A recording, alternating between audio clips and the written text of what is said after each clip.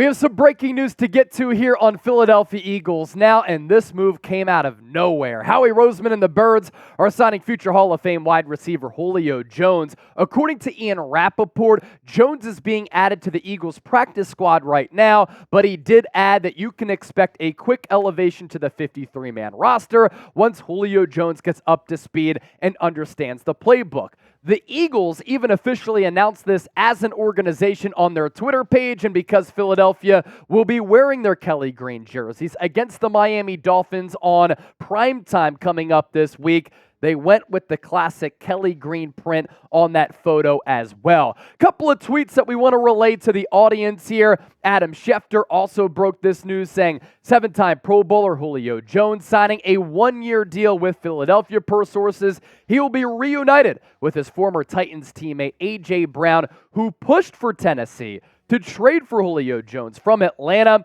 along with playing with Brown in Tennessee. Jones also previously played with Eagles wide receiver Olamide Zaccheaus when the two were in Atlanta from 2019 to 2020. Funny enough, Julio Jones might end up taking snaps away from Zaccheaus. And then Tom Pelissero adding this, that Julio Jones, and this is part of the discussion that we're going to have today because he is 34 years old. He's gotten injured over the last couple of years, and his best days are far behind him. Has played just 29 games with 3 teams over the past 3 years. Now at 34, he joins a talented Philadelphia receiving corps without the pressure of being a primary weapon. One more shot at a ring. And in case you don't know, now you know. In the words of Biggie, played last year with the Tampa Bay Buccaneers. He signed for Tom Brady's last hoorah with the Bucs, and then the year before that, that was the year that A.J. Brown wanted the Tennessee Titans to bring in one of his heroes at that wide receiver spot. And why Philadelphia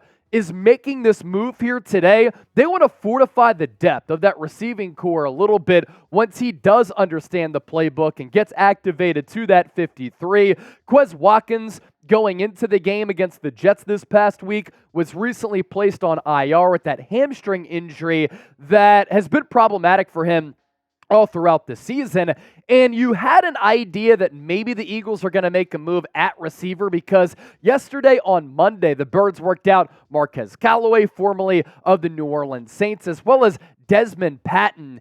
And I think that with Jones being accomplished, with him being in this league since 2011, he's going to be able to step in and play right away. Now, obviously for Julio Jones, he didn't sign with the team up until this point because he is finishing off what has been an illustrious career, and you can't expect him to be that number one guy that he was for so many years with the Atlanta Falcons, but a depth piece, you can certainly do better elsewhere. Now, this is why you subscribe to the show, because when the Eagles make a move, we cover it. We break it down, and we dissect it right here on the show. We are approaching 58,000 subscribers. We're 287 people away. So if you want breaking news videos that come out right after these reports surface, this is your go-to spot. As for Jones's resume, man, what a resume it's been. He's 34, as I mentioned. He got drafted in the first round out of Alabama, so now he joins alongside a lot of Alabama players on this roster, and in this receiving corps, in particular, DeVonta Smith. He was with Atlanta for a decade, 2011 to 2020. Then he goes to the Tennessee Titans following that trade. He's only in Nashville for 1 year. He was injured a lot. The production was down. He goes to the Bucs last year, and soft tissue injuries really kept him in and out of the lineup. But as far as what he's been able to accomplish, we're talking about one of the best wide receivers in the history of the National Football League. He's a 2-time first-team All-Pro, a 7-time second-team All-Pro. He's gone to the Pro Bowl on 7 trips. He led the NFL in receiving yards twice, a member of the 2010s All-Decade team, and he is 16th all-time in receiving yards. You can kind of compare this to a move that Philadelphia made last year, bringing in Ndamukong Suh. Ndamukong Suh, also a member of the 2010s All-Decade team, and you knew that his career was rounding out. and he was coming to an end in Ndamukong Suh. But you had a need, you addressed it. Howie Roseman's aggressive.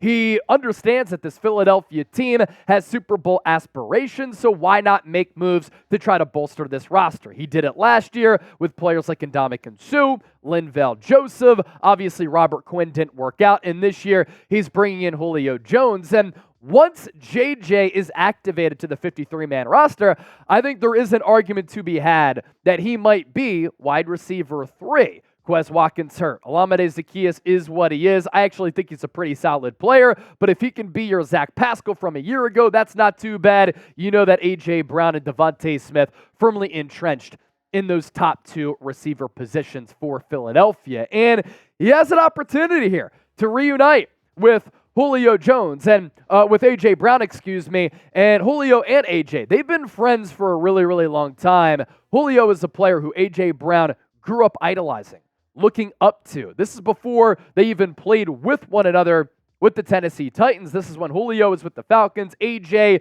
a young pup with the Tennessee Titans. They did the jersey exchange after they played with one another, and now they have an opportunity to reunite once again. Now, there's still plenty to talk about on today's show. Is Julio Jones washed? That's today's poll question, and I'm going to share my thoughts on that. And we have some really interesting numbers that we're going to look at on the other side. W for washed, G for gas left. What do you think Julio is, and who do you think he is as a player right now? What do I think about the Game Time app? I think it's the only app that you should have on your phone, or the only app that you should download if you're looking for tickets. And we're not just talking about going to an Eagles game. You want to go to a Philadelphia Phillies playoff game currently playing in the NLCS. You want to watch the Philadelphia 76ers, the Philadelphia Flyers. You want to go to a college football game or a comedy show or a concert if you like music. Game Time has it all. And this is what makes it the best ticketing app.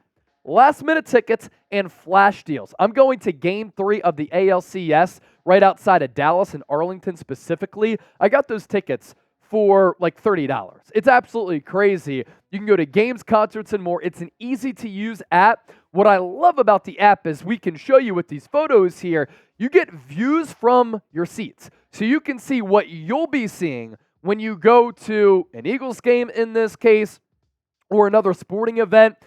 I love that vantage point and the price point that comes with it. For instance, you want to sit MetLife Stadium last week. There were really good tickets available moving forward. You want to go to an Eagles game at Lincoln Financial Field, Sunday Night Football against the Miami Dolphins. You could do that as well. Still tickets available for that game. So best seats at the lowest price guaranteed. Prices drop as the event gets closer, and you're guaranteed to get the lowest price. And if you use our code, Eagles Chat, redeem that. Once you download the app for free, you get $20 off your purchase. We'll put that link in the comment section and in the description of this video. So I want to circle back here to this question that we posed. Is Julio Jones washed? Because the numbers show that he is, and it was a fast decline for Julio Jones because his season-by-season averages from 2011 to 2020, we're talking about a decade-long sample size, were crazy.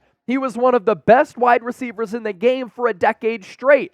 And again, these are his per-season averages from 2011 to 2020. So every year, he was averaging 132 targets, little less than 85 catches, nearly 1,300 yards, 6 touchdowns, and an average yards per catch of 15.2. Those numbers are great, but when I talk about how quickly he has fallen off, his last 2 years, a far cry from what he did when he was starring with the Atlanta Falcons. He's played in a combined the last 2 years, 15 games. He's only averaged 45.5 targets per season, 366.5 receiving yards, 1.5 touchdowns, and 13.3 yards per catch. All of the numbers in every single category have gone down, and some of the injuries have gone up. But why it makes sense for Philadelphia here, this is an experienced and accomplished player and a well-respected veteran who comes in the locker room and he can play right away because he can master an offense. Still has pretty good size at 6'3", and he's well over 200 pounds. And if Julio Jones can stay healthy, we are talking about a player who can be a solid wide receiver 3. If you like Zaccheaus, you like Watkins, and you want Julio Jones to be your wide receiver 4, he could certainly be an accomplished player as a wide receiver 4 or a wide receiver 3. Because either way, I do think it helps your depth a little bit at a position where right now you're hurting. The production is struggling a little bit, and this is basically going to cost you absolutely nothing. I imagine it's going to be worth the vet min. What is good news for Philadelphia is that their top 2 wide receivers in A.J. Brown and DeVonta Smith, they formulate one of the top wide receiving duos in the National Football League. And A.J. Brown has really been on a hot streak over the last 4 games. This is arguably the best 4-game stretch for a wide receiver in Eagles franchise history.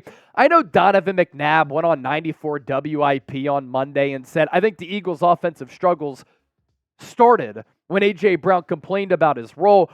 I actually highly disagree. I think A.J. Brown's been one of the only players on the offensive side of the football who's brought it. He's setting a standard, and he's dominating. I don't look at him wanting to be more involved in the offense and being vocal about that as hindering this offensive team. I look at bad play calling, bad play designs, and an inability to push the football into the end zone when you get into the red zone. And also for Jalen Hurts, he struggled a little bit as well. A.J. Brown wasn't the reason that Hurts threw those 2 bad picks in the second half, in particular in that fourth quarter against New York. But you look at A.J. Brown and what he's done, if he's able to stay healthy, this can continue. You get DeVonta Smith starting to find his groove from a year ago in which he was sensational, and then A.J. Brown, DeVonta Smith, Julio Jones, Olamide Zaccheaus, and Quez Watkins. That's a pretty good top 5 wide receiving group in the NFL. And speaking of AJ, he's very excited about teaming back up with Julio. He said big bruh after he quote tweeted a tweet earlier from the NFL announcing that Julio was headed to the city of brotherly love. When you dissect how the Eagles are faring on both sides of the ball, just imagine how much better this team could be if they figure out some of their offensive woes. Because even after that clunker against the New York Jets, the Eagles are still number 5 in the NFL in points per game at just under 26. You start converting in the red zone where you are operating at a 23 clip as far as 32 teams in the NFL, 45.5%, which means once you get in the red area, you're converting those trips into touchdowns at a 45% rate. You start scoring some touchdowns there, and this Eagles offense will become more difficult to beat. I think that Brian Johnson needs to do a better job in calling a game where Hurts isn't throwing it 45 times, having a little bit more of a running approach and a passing approach to even things out, to tap into the strengths of this football team, and hopefully Julio Jones is going to be able to help in that regard. Defensively, you look at how the Eagles are faring here. They're 16th in points per game, 9th in yards per game, 11th in yards per play, 25th in red zone efficiency. That's not good. And then touchdowns per game at 2.5. The Eagles right now, identical, which is usually the sign of an average team, at scoring touchdowns and giving up touchdowns. They did sign Josiah Scott to help in that secondary, and we'll round out there because Philadelphia is beaten up and they are battered in that secondary. And Howie Roseman made a move in that secondary today, signing a former Eagle, Josiah Scott, off the Steelers practice squad to the active roster for Philadelphia. If the name sounds familiar, that's because he is a familiar player. He was with the Eagles the last 2 years. He stepped in for Avonte Maddox at the end of last year when Maddox got injured. He played a little bit in that slot. He's a little bit small, so he can be taken advantage of when you pinpoint some of those mismatches from an offensive game planning standpoint. But a player who might not be familiar with Sean Desai's defense because it's different than Jonathan Gannon, but familiarity with this organization and the players on this team. If you're still here rocking with us, I want you to give me a real one down below in the chat because we appreciate you for being here for the entire duration of the show. And we're going live here in a little while on this Tuesday afternoon, so make sure you join us then as well.